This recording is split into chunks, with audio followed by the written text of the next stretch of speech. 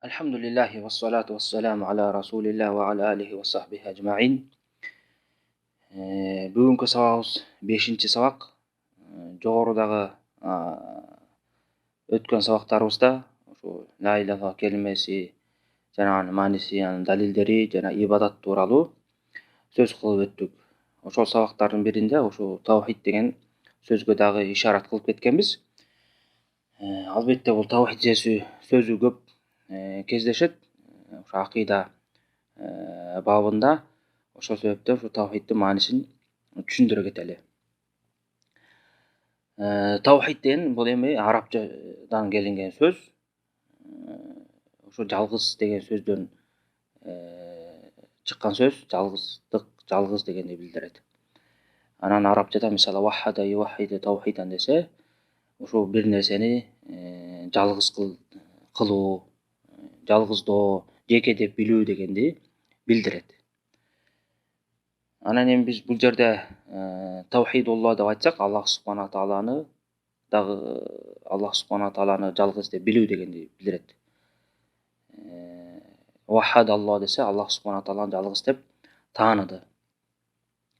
Түшүнүктүү болуш үчүн мындай кыскача аныктамага берсек, Аллах субхана тааланын өзүнө тиешелүү болгон нерселерде Аллах субхана тааланын жалгыздыгы деп кыскача аныктама берсе болот. Эми Аллах субхана таалага тиешелүү болгон кайсы нерселер? Бул нерселер ошо үчөө болуп саналат. Ошо өзүнө Аллах субхана таалага тиешелүү, ага эч бир махлук аралаша албайт дагы. Аллах субхана тааланы өзүнө гана таандык жана өзү гана ошол 3 нерсеге татыктуу. Биринчиси бул Аллах субхана тааланын рубубият сыфаты, таухидур рубубия деп коет. Мындайча айтканда, Аллах субхана тааланын өзүнө тиешелүү болгон иштери. Ошол иштерди Аллах субхана таала гана кылат жана башка эч бир махлуктун ал нерселерди кылууга колунан келбейт, кудуреттери келбейт, ал нерсени кыла алышпайт. Аллах субхана таала ошол нерселерди өзү гана аткарып, өзү гана кылат. Муну таухидур рубубия деп коет. Аллах субхана таала тиешелүү иштери кайсы? Мисал катары айта кетсек, мисалы ааламды башкаруусу, ааламга падышалык кылуусу, жашоо берүү, өлүм берүү, ырызык берүү, деги эле ушу баардык жан жаныбар, махлук, кандай махлук түрү болбосун, ошонун баарын башкарып, ошолорду жаратып, ошолорго көзөмөл кылган зат Аллах субхана таала. Мына ушул иштин баары тең Аллах субхана тааланын өзүнө тиешелүү. Бул мисал катары. Мисалы гайыпты билүү дегенде, ырызык берүү, кыйынчылыктан куткаруу, мына ушунун баары тең Аллах субхана таала өзүнө гана тиешелүү. Бул нерселерди эч бир махлук ага аралаша албайт. Ошол себептен мына биз Куранда айтып атпайбызбы, Фатиха сүрөсүндө Альхамдулиллахи роббил аламин деп. Аламдын роббиси болгон Аллах субхана таалага даңк болсун, мактоо болсун. Демек, ааламды башкара турган бир Аллах субхана таала. Жого өткөндөгү сабактарда да айтып кеттик. Мисалы, мушриктер ушу Аллах субхана тааланын кылган иштерин моюндап, ошолорго каршы чыкпай туура деп айтышкан. Мына ошолордун бири Аллах субхана Юнус сүрөсүндөгү сүрөдө айтып атат. Кул ман ярзукуkum минас самаи вал ард амман ямлику as-сам'a wal absara wa man yukhrijul hayya minal mayyit wa yukhrijul mayyita minal hayy wa man yudabbiru al-amra fasayaquluna Allah faqul afala tattaqun. Аларга айтсаң, Мухаммад, мушриктерге, силерге ошо асман жерден ырызыкны ким берет? Силердин көрүү органыңарга, кулагыңарга, көзүңөргө ээлик кылган ким? Жана ошо баардык ишти, асмандагы, жердеги баардык нерселерди башкарып, көзөмөлдөй турган ким деп айтсаң, албетте алар эмне деп жооп беришет? Аллах субхана таала деп жооп беришет. Ошондо айтпайсың, факул афала таттакун, анда ошол нерсени силер мойнуңа алган затыңарга туура сыйынып, түз сыйынып, Аллах тааланы коркпойсуңар деп айткан. Демек, Аллах субхана таала ушундай сыпаттарга баардык иштерди, өзүнө тиешелүү болгон иштердин баарын өзү башкарып, өзү көзөмөлдөйт. Ушул нерселерде Аллах субхана тааланы жалгыз деп билүү. Экинчи нерсе бул таухидул асма ва сифат дейт. Аллах субхана тааланын ысым сыпаттарындагы жалгыздыгы. Демек, Аллах субхана тааланын өзүнө таандык ысымдар жана сыпаттары бар. Ага эч бир махлук аралаша албайт. Махлуктун жаратылган нерселердин бирөөсү дагы ошол нерсеге аралаша албайт.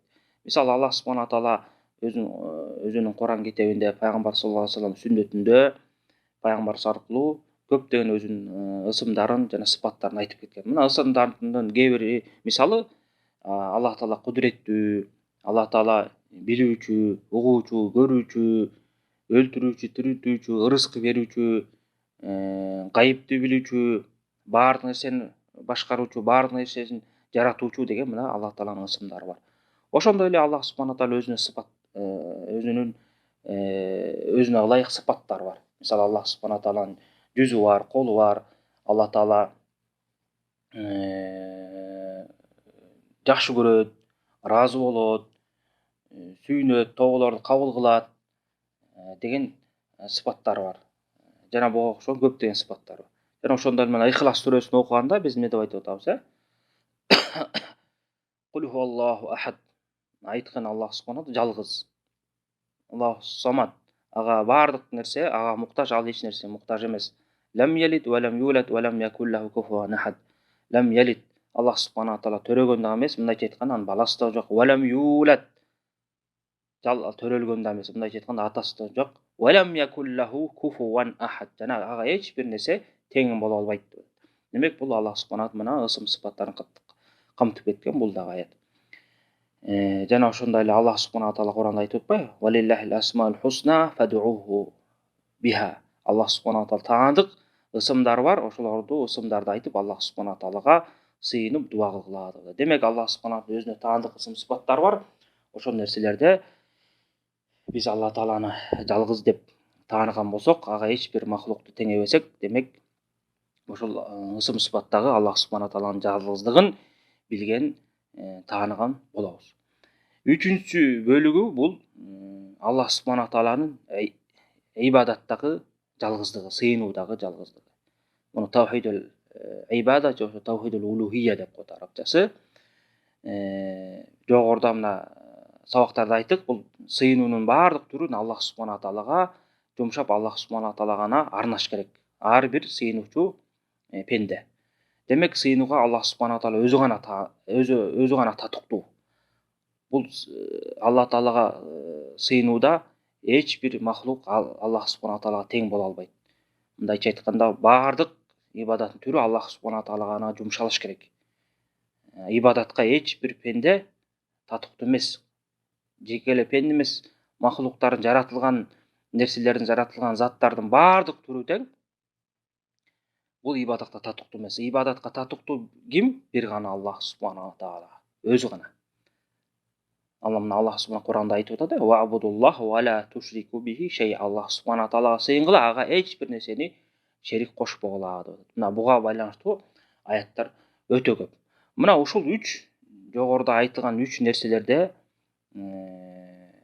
кимде ким ошо Аллах субхана тааланы жалгыз деп билип, ошого амал кылып, ошол нерселерди ширктен сактаган болсо, ошол муваххид деп аталат. Мындайча айтканда тавхидте карманган адам. Ушул нерселерде Аллах субхана тааланы жалгыз деп билип, Алла тааланыга түз сыйынган, Алла таалага түз жалбарган адамдардын катарына кирет. Мына ушунун баары тавхид деп коет. Мына эми жыйынтыктап кыскача айта турган болсок, тавхид деген эмне дегенде, Аллах субхана тааланын өзүнө тиешелүү болгон нерселерде жана өзүнө тиешелүү болгон ысым сыпаттарда жана ибадаттагы жалгыздыгы деп кыскача айтып койсо болот. Мына ушул нерселерде, ушу 3 нерсе, жогоруда айтылган 3 нерседе Аллах субхана таала кимде ким жалгыз деп таанып, ошого амал кылып, ошол нерселерде Аллах субхана таалага эч бир махлукту теңебестен, шерик кылбастан сыйынып, ошол нерселерди туура түшүнгөн болсо, ошол киши муваххид, Аллах субхана таалага түз сыйынуучу, Аллах субхана тааланы жалгыз деп таануучу адам болуп саналат. Эми ушул жанагы ушу жогоруда айтылган мына 3 нерселердин анча-мынча далилин айтып кеттик. Дагы ошолордун мындай баары тең бир жерде келген далилин айта кетели. Мына күнүмдүк өзүбүз мусулмандар ушу намазды окуган Фатиха сүрөсүнүн башында эле караган болсок, мына ушул 3 жогоруда айтылган Аллах субхана таалага тиешелүү болгон 3 нерсенин далилдери камтылып кеткен. Мына башында эле окуп атабыз. Альхамдулиллахи роббил аламин. Аламдардын Роббисине мактоолор даңк болсун атат. Демек, аламдардын Роббиси ким? Аламдын башкаруусу, кожоюну, Роббиси бир гана Аллах субхана ва таала. Демек, бул ошол кожоюндук кылуу, тарбия берүүчү бардык аламга жалгыз Аллага гана таандык. Бул демек Аллах субхана ва тааланын өзүнө тиешелүү иш. Андан кийинки аятта эмне деп айтып атат Аллах субхана ва таала? Алхамдулиллахи роббил аламин, ар-рахманир рахим. Аллах субхана ва таала мээримдүү, ырайымдуу деп атат. Бул дагы Аллах субхана ва тааланын ысымы жана ошо ысымына сыпаты да камтылып кеткен. Аллах таала мээримдүү, ырайымдуу деп атабыз. Бул Аллах тааланын өзүнө таандык ысымы жана мээримдүү деген сыпаты, мээрим деген сыпаты камтылып атат. Аллах субхана ва тааланын мээримдүүлүгүндө эч бир махлук мээримдүүлүк кыла албайт. Аллах таала бардык махлуктардан, деги эле кандай жаратылган нерселердин түрү болсо ошонун баарынан мээримдүү. Аллах тааланын мээриминде чек жок. Мына Аллах субхана ва таала өзүнүн сыпаттарын ушул аятта камтып айтып атат. Андан кийинки аятта айтат: Ар-Рахманур Рахим, Малики яумиддин. Кыямат күнүнүн падышасы деп атат. Ошол кыямат күнү элдер бардык адамзаттар тирилип эсеп кысап кылганда ошонун баарынан кожоюн кылып, эсеп кысапты алып, бейишке баруучун бейишке, тозокко баруучун тозокко жөнөткөн Аллах субхана ва таала бул кыямат күнүнүн ээси, падышасы. Демек, Аллах тааланын кылган ишине, падышалыгына эч бир нерсе, эч бир махлук аралаша албайт. Мына бул дагы Аллах субхана ва тааланын ошо жанагы өзүнө тиешелүү болгон нерселердеги жалгыздыгы жана ошондой эле ысым сыпаттындагы жалгыздыгын камтып кетип атат. Анткени бул падышалык кылуу Аллах тааланын иши жана ошондо Малики яумиддин, кыямат күнүнүн падышасы деген бул дагы ысымдын катарына кирет. Бул дагы Аллах субхана ва тааланын аты болуп саналат. Үчүнчү аятта эмне деп айтып атат Аллах субхана? Андан кийинки аятта Малики яум ияка нa'буду ва ияка настаин. Анан биз ошо пенделер Аллах субхана эмне деп айтабыз? Эмне кылабыз? Ияка нa'буду ва ияка настаин.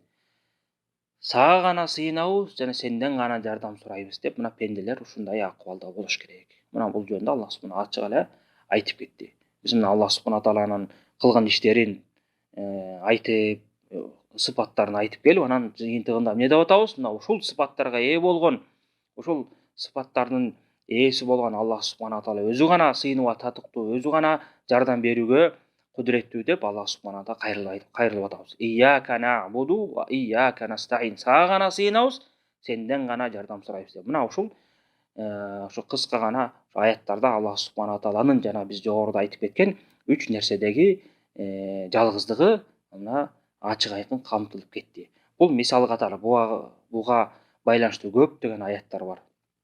Ким Куранды окуп, изилдеп чыккан болсо, ошо Аллах субхана таала ушул нерселердеги жалгыздыгын көп кайталап кенен ачык айкын түшүндүрүп кеткен. Мына таухиддин кыскача түшүнүгү ушундай. Ошол себептен кийинки сабактарда таухид деген сөз келгенде ушул 3 нерседеги Аллах субхана жалгыздыгы деп билиш керек. Анан акыркы сөзүбүздө эскертүү кылып кетели. Кээ бир аалымдар ошо таухид дегенге аныктама, таухид сөзүнө аныктамага бергенде, бул Аллах субхана тааланын сыйынуудагы жалгыздыгы деп гана аныктама берип кетишет. Мындайча айтканда, жана таухиддин ошо бир бөлүгүн менен гана, үчүнчү ибадат менен гана таухидди түшүндүрүп кетет. Эмне себептен?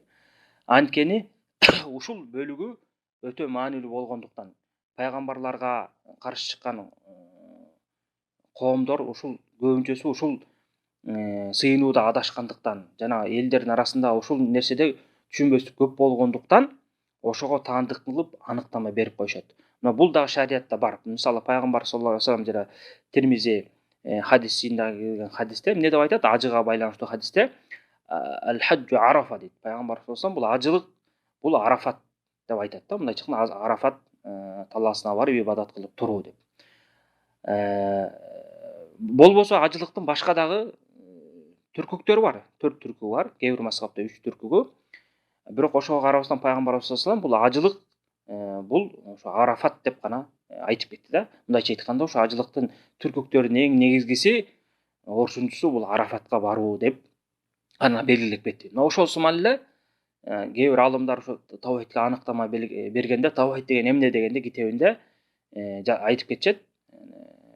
Бул таухид деген ошо Аллах субхана таалага түз сыйынып, ага эч бир махлукту тең эбестен шерик кошпостон баардык ибадатты Алла Таалага жумшоо деп гана түшүндүрүп кетет.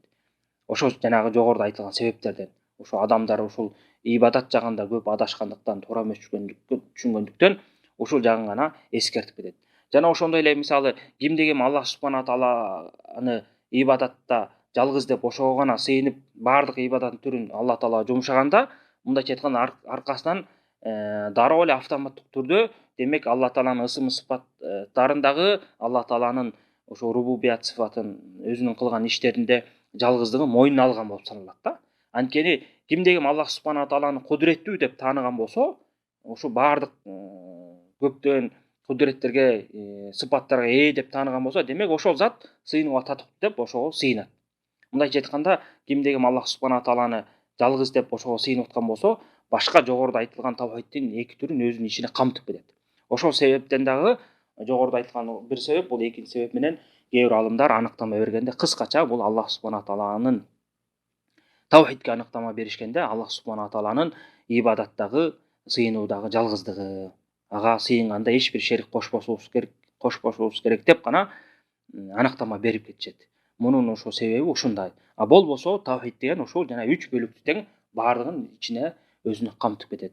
Муну дагы эске алыш керек. Анткени кээ бир китептерде же сабактарда окуп калсаңыздар, тавхид деген эмнеде, тавхидди ушу ибадатка байланыштырып түшүндүрүп атса, эмнеге баарын айтпай калды деп суроо туулбаш үчүн эскертип кеттим. Анткени ошо тавхиддин эң негизги бөлүгү болгондугу үчүн көп адамдар ушул нерседе каршылык көрсөткөндүгү үчүн ошол нерсеге баса белгилеп, аалымдар ушундай аныктама берип кетишет. Аллаху а'лам.